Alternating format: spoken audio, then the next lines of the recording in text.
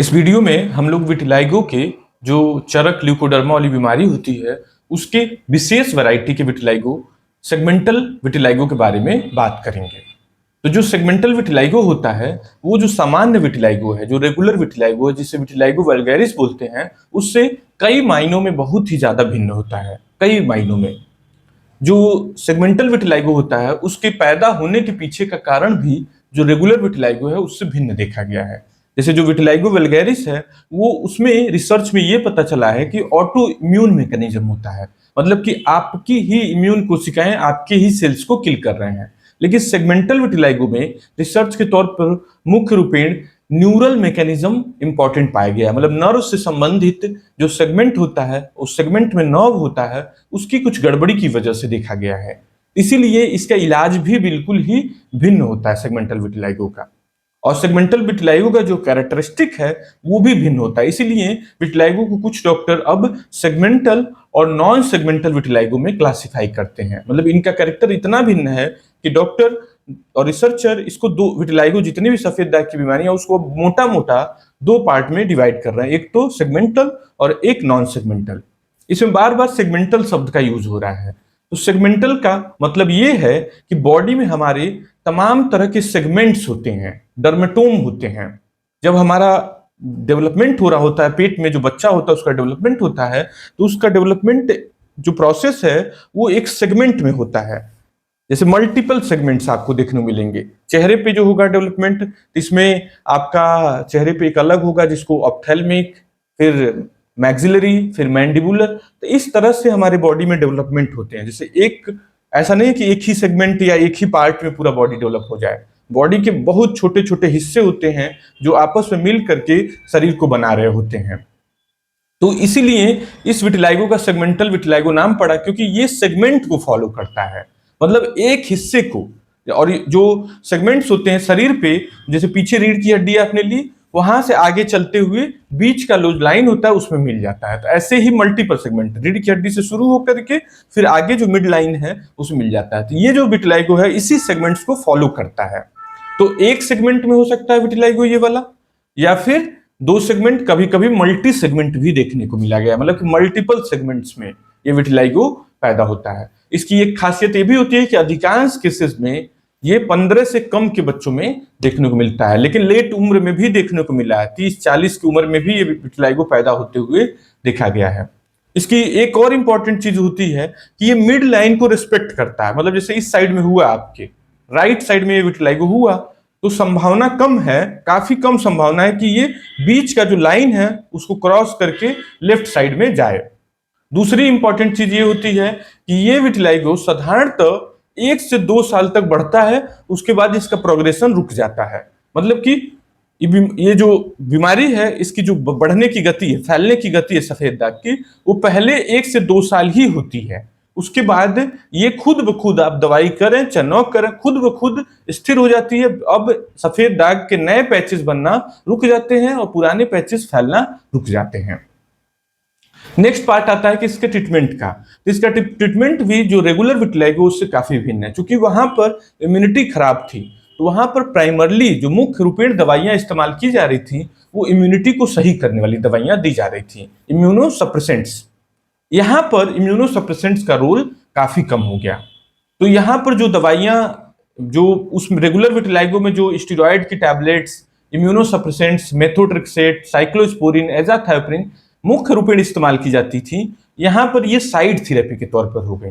तो डॉक्टर्स इनका उपयोग कुछ केसेस में ही करते हैं जिसमें बीमारी तेजी से बढ़ रही हो, जिसमें तेजी से अभी शुरुआती फेज में है, जैसे आपका निशान 10 दिन 15 दिन हुआ, तो उस दौरान कुछ डॉक्टर इन दवाइयों का इस्तेमाल करके बीमारी को वहीं पर रोकने की कोशिश करते हैं। हालांकि सभी डॉक्टर इसका इस्तेमाल नहीं करते हैं।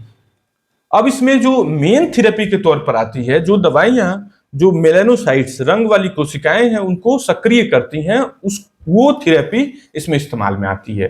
तो जो सबसे टॉप पर थेरेपी आती है वो होती है फोटोथेरेपी, मतलब कि लाइट थेरेपी जो है। तो लाइट थेरेपी में खाने वाली गोली खा करके आपको धूप दिखाना है या फिर लगाने वाली दवाई लगा करके धूप दिखाना है। तो जो सबसे ज्यादा दवाई इस्तेमाल की जाती है उसका नाम होता है मेथॉक्सलिन। ये सोरालेन फैमिली की एक दवाई होती है जो कि बहुत ही ज्यादा कारगर पाई गई है और काफी केसेस में शुरुआती फेजेस में ये 90-100% तक इस बीमारी को खत्म कर सकती है। दूसरी जो लगाने वाली दवाई बहुत ही ज्यादा पॉपुलर और बहुत ज्यादा इस्तेमाल की जाती है वो होती है टैक्रोलिमस एंड पाइमेक्रोलिमस नाम की दवाई। अब यहाँ पर जो स्टेरॉयड ग्रुप की दवाइयां लगाने में वाली जो क्रीम्स होती हैं वो कम में इस्तेमाल में लाई जाती हैं। अब इस डिफरेंस समझते जाइए इसको कैसे ये डिफरेंट है सेगमेंटल वाला नॉन सेगमेंटल से। मतलब जो मेन दवाई होती है क्लोबेटासोल, हेलोबिटासोल, मोमेटासोन, बीटामेथासोन, यहाँ पर साइड थेरेपी हो गई, बहुत निचले स्तर पे आ गई सेगमेंटल विटिलाइगो में। इसी तरह से फाइब्रोब्लास्ट ग्रोथ फैक्टर वो भी इस्तेमाल किया जाता है डॉक्टर्स के द्वारा।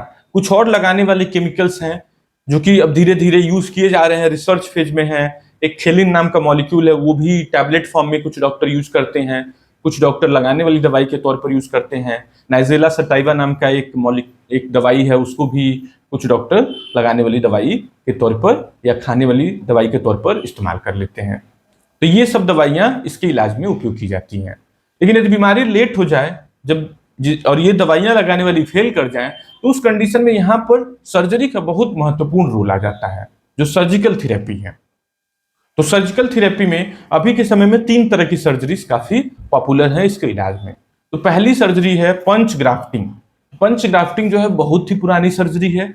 इसमें कुछ स्पेशलाइज्ड इंस्ट्रूमेंट आते हैं, पंचेज आते हैं, जो कि उनका मुंह बहुत छोटा सा होता है, 1 mm के या फिर उससे छोटे भी पंचेज अब उपलब्ध हो गए हैं। उससे डॉक्टर आपके नॉर्मल स्किन से छोटे छोटे पीसेस लेता है और उसको ले जाकर के इम्प्लांट कर देता है सफेद दाग वाले निशान में। तो ये सर्जरी काफी ज्यादा कारगर सर्जरी है, लेकिन इसकी एक शॉर्टकमिंग है, कुछ केसेस में कॉबल स्टोनिंग देखने को मिलती है। रंग तो आता है लेकिन थोड़ी उबड़ खाबड़, थोड़े रफ टेक्सचर के साथ रंग आता है, जिसे कॉबल स्टोनिंग बोला जाता है। मतलब चमड़ी थोड़ी एकदम स्मूथ नहीं होती है, थोड़ी बम्प्स के साथ, मतलब छूने पे खुरदुरापन महसूस होगा, देखने पर भी थोड़ा सा रफ महसूस होगा।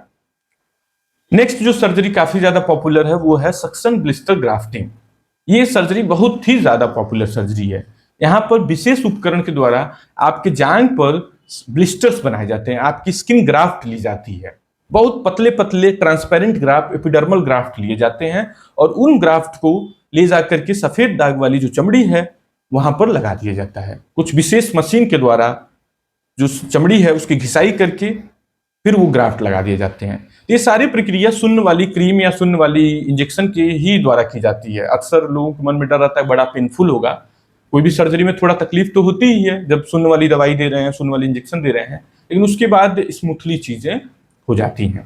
तो ये सर्जरी बहुत ही पॉपुलर सर्जरी है। इसके पीछे रीजन ये है कि इसका जो कलर आता है वो बड़ा यूनिफॉर्म कलर आता है, मतलब बड़ा एक जैसा मैचिंग कलर आता है।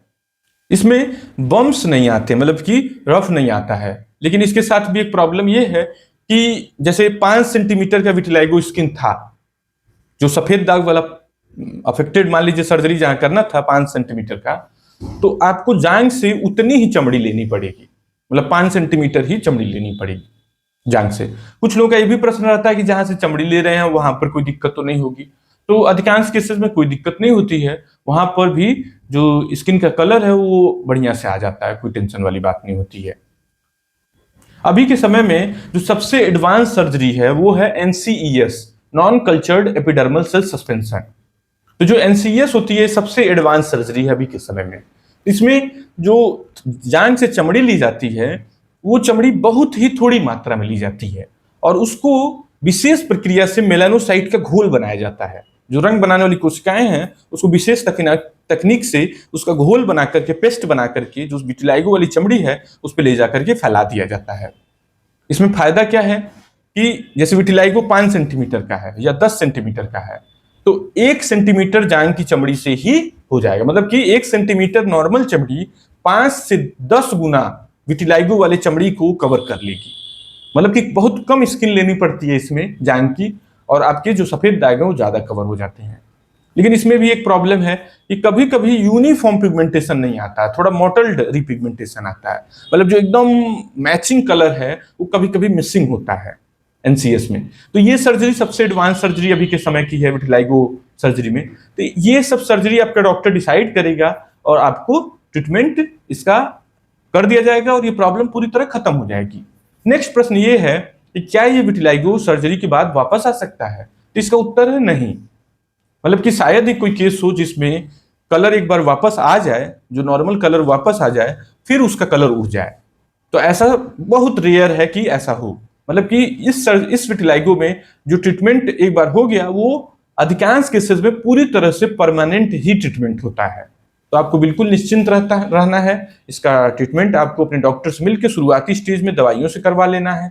जल्द से जल्द बाई चांस विलंब हो गया है, लेट हो गया, तो भी कोई घबराना नहीं है, अपने डॉक्टर से मिल करके सर्जरी से इसका इलाज करवा लेना है। Thank you.